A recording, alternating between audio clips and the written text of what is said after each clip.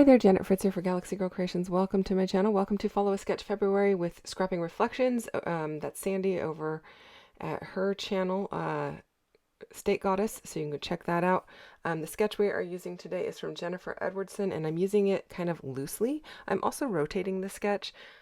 She's got this, I'm going to say, semi-large piece of paper on the right-hand side coming in from the right.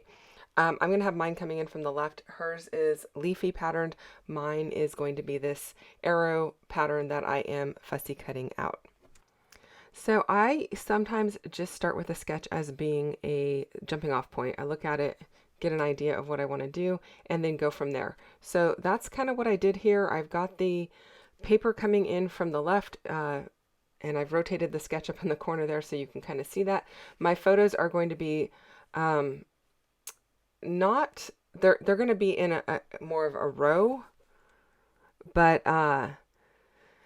because they're different sizes, they are going to be a little bit staggered like that. And then I've got some tags here on the left hand side of my paper that are going to be kind of representative of the, I don't know, the staggered pattern of photos also. So I'm kind of like just taking the feel of that and working with it. And then my title is going to be this well, I thought it was going to be this red piece that says work less, play more, but I'm going to use the brown one off to the side of the craft colored one that says fill your pockets with adventures because it matches my little tags as well. And then I decided I wanted to bring in an additional photo because I just had one more photo from this particular day of my little guy playing here. And he's on this, it's kind of like a teeter-totter, but it's in the shape of an airplane and it goes in multiple directions, like I don't know, it wobbles. I don't know what it's actually called, but I wanted to get that on here as well because in my ephemera, I've got some chipboard pieces here. All of these are from Echo Park and they've been in my stash for a very long time, but I thought I'll use the airplane as well as the car and that will just bring something to this upper right corner to just bring in more embellishment into the area.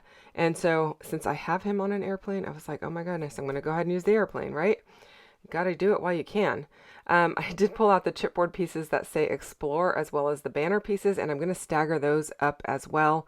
And then I am also going to pull in a banner piece from Heidi Swap that I'm going to ink up and kind of layer below all of those pieces because I felt like those were really small. Like they don't hang down a whole lot. It's a tiny banner.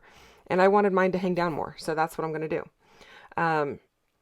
While I go ahead and assemble some of this, I just want to remind you there are a bunch of people playing along with Follow a Sketch February. And you can go and check out the sketches over at Sandy's Facebook group, Scrapping Reflections. I believe they're on her Facebook group. If not, they're on her personal page. Not really sure. But go and check that out because she's got a sketch for every day of the month this month. So you can go and play along till your heart's content, basically.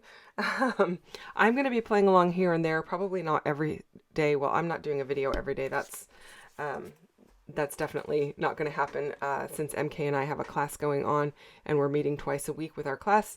I just don't have the bandwidth to do a layout every single day. So my apologies for that, but I'm just glad to be playing along and back at it. So after having a couple weeks off, it's been nice to kind of get back to it. So this is kind of where I'm thinking I'm going with my layout. I think this is the layout or the layout of everything that I want on this page. And then I just got to go ahead and start gluing things down and layering things up. Now these pieces are chipboard pieces, the pieces that say explore and the banner and the car and the airplane. But when you go to peel the backer off, because they are adhesive backed, the backer is not the only thing that comes out off. The layers of chipboard kind of come apart, which is actually great for me because I didn't really want them as thick as 2 layers of chipboard. And so this is going to thin it down just a tiny bit. And so I'm liking how that is coming together and not adding quite as much dimension to the layout. Not that I have anything against having dimension on my layout, as you probably know. I'm about to pull out those Heidi Swap banners and start inking them up. And I'm just using my ink blending brushes. I've got some big flat ones that I got from Amazon just to try out. And I actually really like them quite a bit. They work really well and they cover quite a large surface, so that's kind of cool. So you're going to see me using those in just a few moments here as soon as I get this Explore placed. Now, I don't really do a great job of placing all of these letters, mostly because, well, it looks okay there, but when I actually glue them down, the LORE is a little bit closer together than the EXP, and so my spacing is not perfect. And I think it is because the top of the L is so narrow that I was kind of going off of the spacing between that and the other letters and getting them closer together as I went further past the L to the right. So it is what it is. Is it enough to really bother me? No, not really. But I did notice it.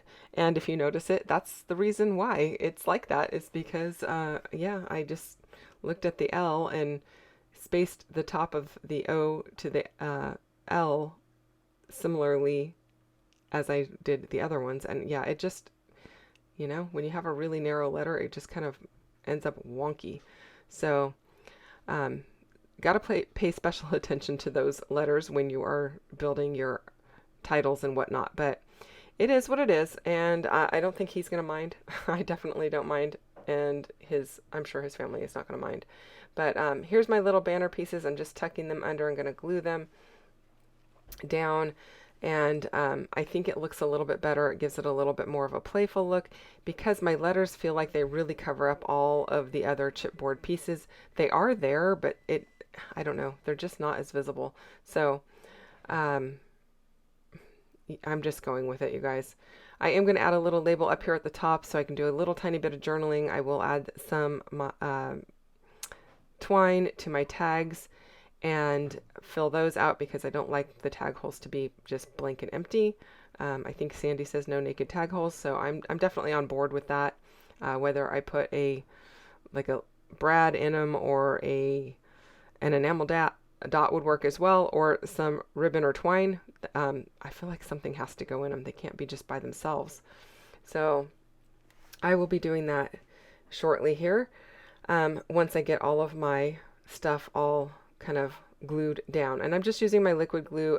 If you know anything about your tape runner, or if you use a tape runner frequently, when you've got raw chipboard, especially chipboard that's been pulled apart, it's really hard to get the tape runner to stick down to it.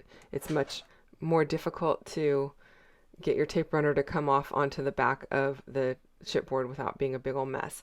So, yeah.